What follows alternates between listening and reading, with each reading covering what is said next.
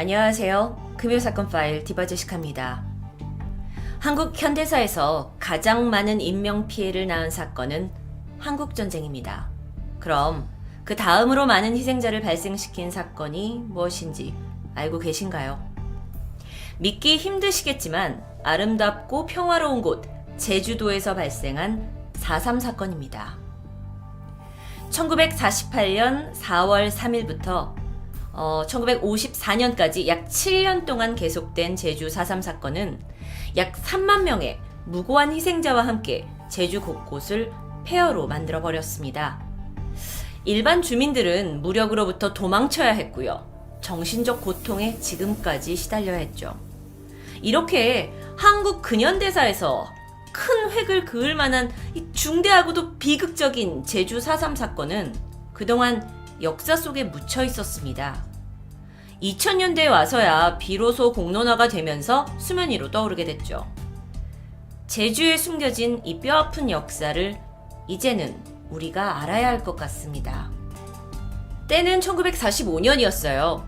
우리나라는 광복 이후에 자력으로 독립을 이루지 못했고 38선을 경계로 북쪽은 소련이, 남쪽은 미군이 주둔하는 미소군정기를 겪게 됩니다. 이에 따라서 제주도에는 미군이 들어오게 되죠. 근데 당시의 제주도가 사회적, 경제적으로 혼란을 겪고 있었어요. 당연하겠죠. 아무래도 광복이 되고 나서 고국으로 돌아온 귀향민들이 급격히 증가를 했어요. 전반적으로, 전체적으로요. 그리고 이들이 이제 제대로 먹고 살 직업을 찾아야 되는데 그게 제대로 없다 보니까 경제적으로 다 힘든 거예요. 여기에 콜레라까지 기승을 부리고 농사까지 대흉작이 들었기 때문에 굉장히 혼란스러웠죠. 게다가 정부가 섬이었던 제주를 경상도나 전라도처럼 제주도로 승격을 하면서 지원을 줄이고 세금을 더 걷어들이게 됐답니다. 그러다 보니까 아무래도 시민들이 좀 더 불만을 가질 수 있었겠죠. 결과적으로는 사회, 경제 전반이 흔들렸고 사람들은 먹고 사는 문제에 허덕이면서 민심이 악화됩니다. 이런 상황이 지속되던 중 광복 후 2년 만인 1947년 3월 1일 제주에서 3.1운동 28주기를 맞아 기념식이 열리게 됩니다. 이날 행사에는 군중 약 3만 명이 모이게 되는데요. 기념식이 끝난 후에도 시민들의 길거리 시위가 이어졌는데 아무래도 사람들이 많이 모였기 때문에 이 군정 당국이 경찰 100명 정도를 충원을 합니다. 혹시 사람들이 많이 모인 상황에서 위급한 상황이 있을 수도 있으니까요. 그런데 시민 행진이 이어지던 중 뜻하지 않은 일이 발생합니다. 광장에서 이렇게 말을 타고 지나가던 경찰의 말발굽에 6살 된 아이가 채이게 된 거예요. 그런데 경찰은 아이가 다친 것을 몰랐던 건지 그냥 가버립니다. 그걸 보고 있던 주변에 있던 군중들이 이제 분노하게 되고 저놈 잡아! 하면서 돌멩이를 던지면서 그를 쫓아가게 되죠. 이 김학 경관이 당황을 했어요. 그래서 경찰서 쪽으로 막 말을 몰았고 이때 총성이 울리게 됩니다. 이게 어떻게 된 거냐면은 당시 경찰들이 있었잖아요. 그래서 잔뜩 경계를 하고 있었는데 군중들이 저쪽에서 분노하고 쫓아오니까 이게 폭동이 일어났구나 라고 오해를 하고 무차별적으로 총을 발포하게 된 겁니다. 그래서 이 사건으로 6명이 사망하게 되고 6명이 중상을 입게 되는데요. 사망한 6명 중에는 15살밖에 안 된 어린 학생도 있었고 젖먹이 아이를 안고 있던 21살의 여인도 포함이 되어 있었습니다. 사실 그날의 분위기는 굳이 이렇게 총을 쏘지 않고 공포탄만 발사하더라도 이렇게 사람들이 이렇게 흩어질 수 있는 상황이었다고 판단이 돼요. 그런데 실제 희생자들도 사실 그냥 구경하던 군중들이었다고 합니다. 근데 결과적으로는 무고한 사상자가 발생을 했죠. 그러니까 제주에서는 이거 정부가 과잉 진압을 한 게 아니냐라고 하면서 사회 문제로 대두가 됩니다.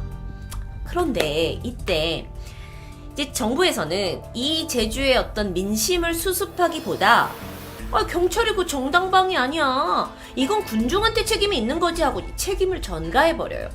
그러니까 이것 때문에 가뜩이나 불만이 가득했던 제주의 민심이 폭발하게 되죠. 그래서 제주도민들은요, 정부가 우리한테 사과를 하고 진상규명을 하고 책임자를 처벌해달라라고 소리를 치면서 당시에 한국에서는 좀 전례가 없었던 총파업에 들어갑니다. 이 총파업은 제주관공서뿐만 아니라 뭐 회사, 학교, 공장 그리고 일부 경찰들까지 참여하면서 대규모로 진행이 되죠. 자, 그런데 정부는요, 제주도민이 어찌 보면 굉장히 정상적인 요구일 수 있잖아요. 부당한 것에 대해서. 근데 이런 요구를 무시하고 총파업을 주도한 사람들을 제압하기 위해서 이들을 이제 당시 시대적인 배경에서 좌익 세력이다 라고 몰아가면서 탄압하기 시작합니다. 그 당시에 여러분, 지금 이게 1947년도의 일이잖아요. 그 당시에는 이제 이념이 대립하고 있었던 시대였어요. 지금과는 다르게. 그래서 그 당시 경찰 간부들은 좌익, 그러니까 소위 얘기하는 빨갱이다, 이걸 색출하는데 혈안이 되어 있었는데, 제주도민들이 정부한테 막 이렇게 반발을 하고 비판적인 여론이 일자, 제주도? 니네 그럼 좌익 세력이야! 하고 그들을 몰면서 엉뚱한 탄압이 시작되게 된 거였죠. 그리고 나서 어떻게 되었냐? 수많은 경찰들이 동원됩니다. 그리고 반공 우익 세력으로 깡패라는 말이 뭐 어울린다라는 이야기도 있는데, 이런 서북 청년단이 제주도까지 들어와서는 시민들을 진압하기 시작합니다. 근데 진압의 이유는 하나예요. 좌익 세력을 색출하겠다. 그런데 문제는 이후에 무고한 그냥 주민들까지 무차별적으로 검거하고 고문하게 됩니다.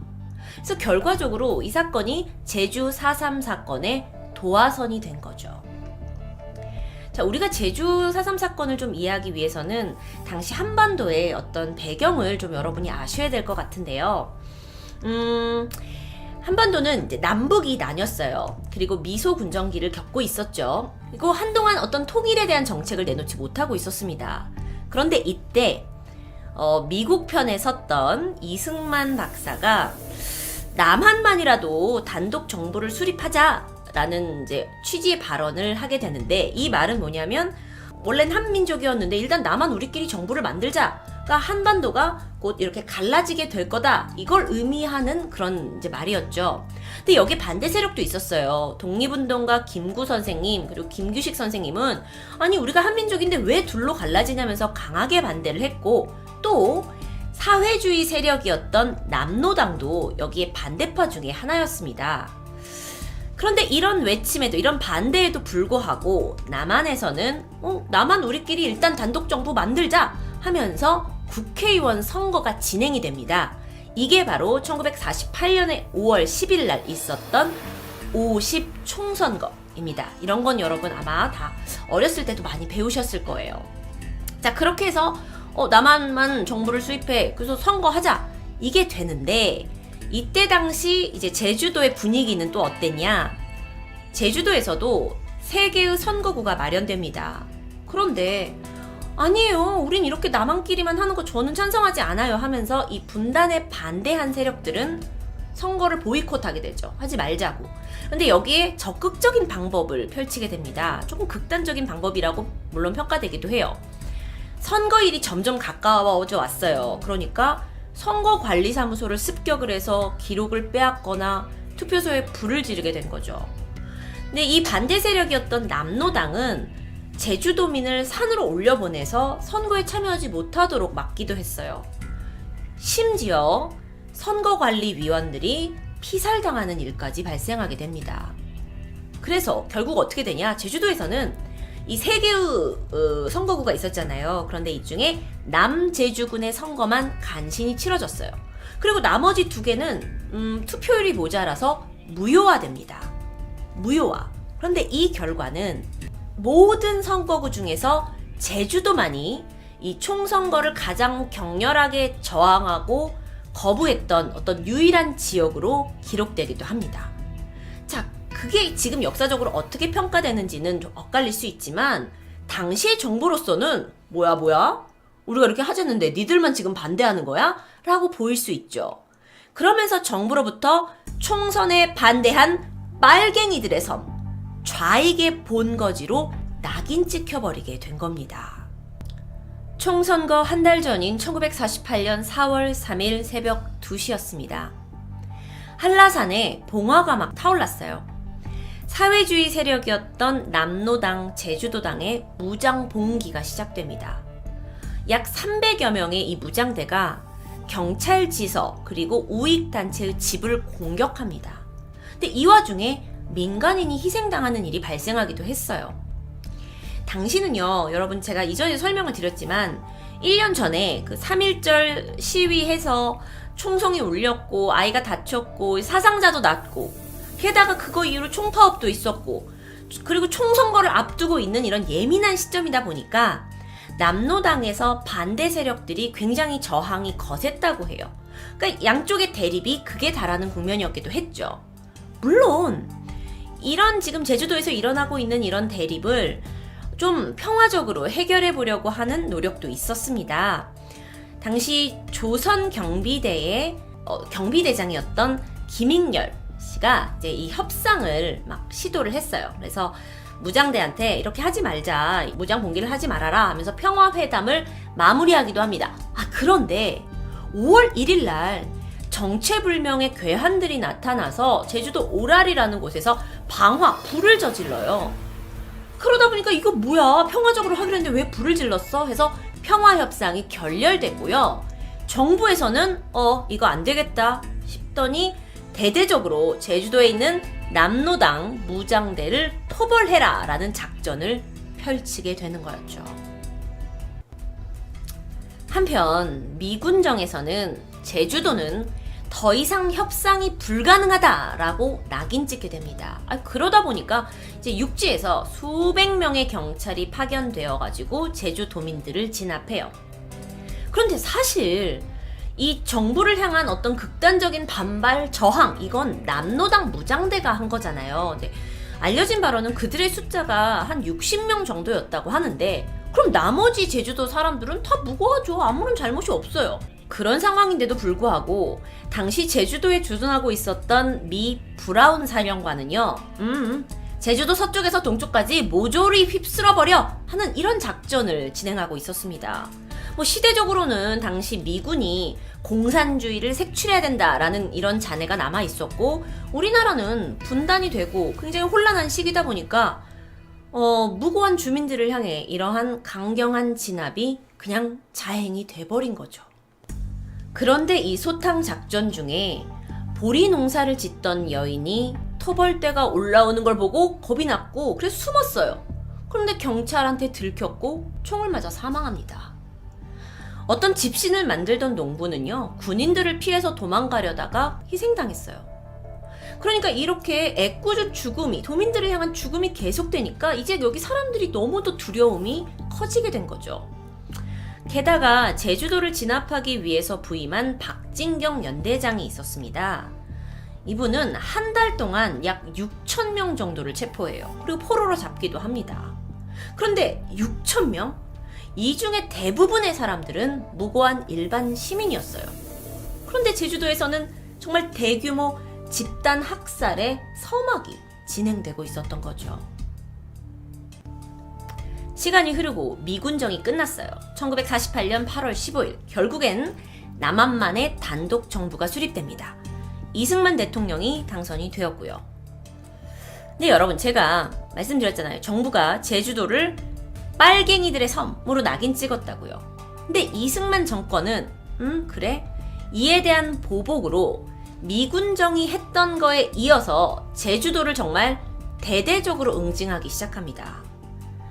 폭력을 일삼고 있던 우익단체 서북청년단뿐만 아니라 수백 명의 경찰과 심지어 군대까지 동원을 해서 제주도민들을 무자비하게 집단학살하게 됩니다.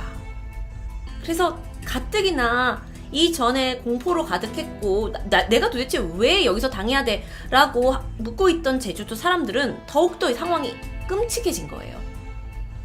1948년 10월 17일에는 제주도에 일명 초토화 작전 명령이 내려지게 됩니다. 초토화 작전이라는 게 뭐냐면 그러니까 제주도 섬이 있잖아요. 그런데 해안선으로부터 5km 이외의 지점과 이 가운데 지점, 그러니까 산악지대를 통행 금지를 시켰어요. 그리고 여기에 들어가면 넌 이유를 불문하고 폭도로 간주해서 총살에 처할 것이다 라는 포고문입니다. 그런데 여러분, 해안선으로부터 5km? 이건 제주도 지형상 가장 바깥쪽에 위치한 해안가 마을을 제외하면 대부분의 중산간 마을이 해당되는 지점입니다. 그러니까 정부는 이 지점의 마을이나 들판에서 사람이 보이면 무조건 총을 쏘겠다라고 말을 해요. 그러니까 이 지역에 살고 있는 주민들은 이 집을 버리고 다른 곳으로 떠날 수밖에 없는 상황이 된 거죠. 그런데 한 달 후에 48년 11월 17일에는 제주에 계엄령까지 선포되면서 상황이 완전 극에 치닫게 됩니다. 사람들이 무차별적으로 붙들려갔고 사라졌습니다. 제주가 그렇게 잔인한 학살터가 되어버렸습니다. 정부가 정말 한없이 무자비했어요. 이 진압군이 제주도에 들어와서는 중산간 마을이 이 무장대의 근거지라면서 닥치는 대로 총격을 가합니다. 그런데 여기에 노인과 어린아이까지 사망합니다. 이때 사람들을 불러놓고 사살 장면을 보게 하거나 총살할 때 박수를 치라고 시키기도 했다고 해요. 여성들은 차마 말로 할 수 없는 고문까지 받게 됩니다. 기어다니는 아기까지 총에 맞아 사망했고요. 당시에 9살로 이제 키가 굉장히 작아서 어머니 품에 안겨 있다가 살아날 수 있었던 안 씨는요, 이렇게 말을 하는데요. 총소리가 났어요. 그런데 바로 옆에 나란히 묶여있던 어머니가 나를 덮치면서 피로 범벅이 됐다. 경찰들이 총에 덜 맞는 놈이 있을지도 모른다면서 일일이 대검으로 찔렸는데 그때도 난 어머니 밑에 깔려서 살아남을 수 있었다고 말합니다. 너무 가슴 아픈 일이죠. 이건 실제 사진인데요. 이제 당시에 이제 끌려갔던 분들의 사진이라고 알려져 있습니다. 제주의 정방폭포는 지금도 관광지로 유명한데요. 이 폭포 부근에서는 사람들이 손이 묶인 채 끌려갔고요. 여기서 어린아이, 여자, 노인 할 것 없이 주민들이 줄줄이 총살을 당했어요. 근데 이게 끝이 아닙니다. 무장한 군인들이 마을 집집마다 들이닥쳐서는 총을 들이댔고 마을 곳곳에 불을 지르고, 그리고 이 가족들이 이렇게 있는데 이 중에 한 명만 없어도 이 가족 어딨어? 너 제대로 찾아내지 못하면 이건 빨갱이인 거야 하면서 주민들을 들판으로 끌고 가서 사살합니다. 이중 생존자였던 홍순 할머니는 이렇게 증언하시기도 했는데요. 피가 막 쏟아지는데 3살배기 아이가 그게 젖인 줄 알고 빨아먹고 있었다고. 주변에 결혼한 지 이틀 만에 신혼생활을 제대로 즐기지도 못하고 죽은 사람이 있었는데 아내는 그때는 죽지 않았지만 결국 곧 죽었다고. 그런데 마치 개가 죽은 것처럼 묻히지도 못했다고요. 제주도민 대학살은 1948년부터 1954년까지 약 7년간 지속됐습니다. 사망자만 최소 3만 명, 그리고 약 1만 5천 가구가 불타거나 파괴되었고요. 총 9만 명이 넘는 이재민이 발생합니다. 당시 정부가 사회주의 세력을 토벌하겠다는 이 작전은 이 제주 주민들의 삶을 그냥 무참히 다 짓밟았어요. 그리고 수많은 무고한 생명을 잔인하게 앗아갔습니다. 이렇게 잔인하고 원통한 역사가 존재하는데도 사람들은 50년 가까이 이 사실을 입 밖으로 꺼낼 수가 없었습니다. 생각해보시면 여러분, 이승만 정권 이후에 5.16 군사정변이 발생했고 박정희, 전두환, 노태우, 김영삼 정권이 이어졌죠.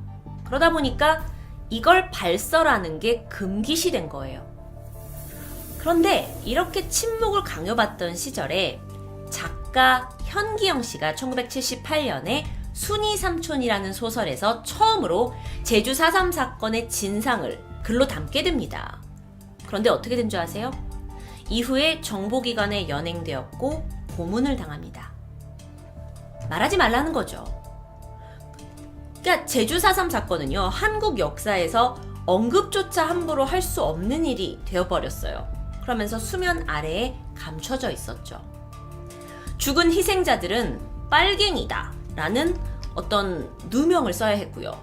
그러다 보니 유가족들은 당시 사회 배경 때문에 그거 자체를 이제 숨길 수밖에 없어요. 그리고 마음껏 슬퍼할 수도 없었습니다. 그렇게 해서 50년의 세월이 흘렀죠. 그리고 김대중 대통령에 이르러서 드디어 이 사건이 공론화되면서 많은 사람에게 알려집니다. 그리고 2000년에는 제주 4.3 사건 진상규명과 희생자 명예회복에 관한 특별법 제정이 되기도 했어요. 노무현 대통령 때 와서 제주 4.3 사건 진상보고서가 채택이 되었는데요. 이때 처음으로 희생자와 유가족에 대한 어떤 정부 차원의 사과가 이루어졌다고 합니다. 그리고 2008년 제주도에 평화공원이 세워졌고요. 2014년 4월 3일이 국가 추념일로 지정됩니다.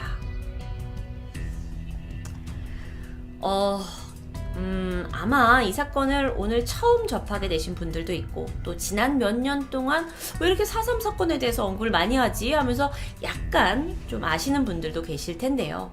정말 들여다보면 원통한 사건입니다.